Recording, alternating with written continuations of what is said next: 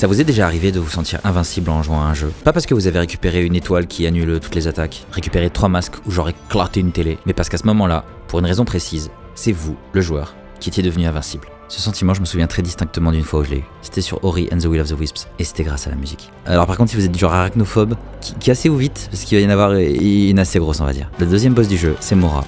Une araignée de taille considérable, corrompue par le déclin qui se répand dans le monde du jeu, et on est là pour la sauver. Du coup on se la donne avec elle dans une première partie de combat qu'on va dire assez classique, le tout sur un thème sombre, menaçant, représentant parfaitement le monstre corrompu qu'on affronte.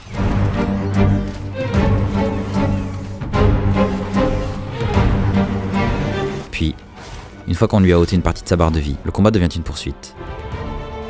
Au bout de celle-ci, on atterrit dans la deuxième arène de ce combat, et musicalement, il se passe ça.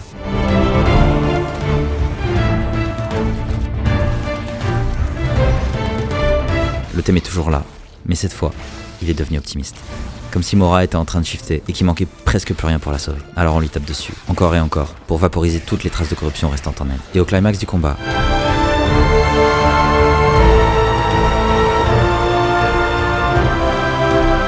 les cuivres viennent jouer le thème d'Ori, notre personnage, par-dessus, comme si on avait presque fini de ramener Mora vers la lumière.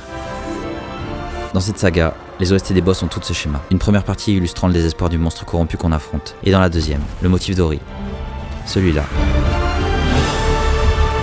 vient s'ajouter par-dessus. Il y a juste un boss où c'est pas vraiment le cas, pour des raisons Mais Mora, je l'ai battu du premier coup. Parce que la musique, à ce moment-là, m'a poussé, m'a fait comprendre que, quoi qu'il arrive, j'avais déjà gagné.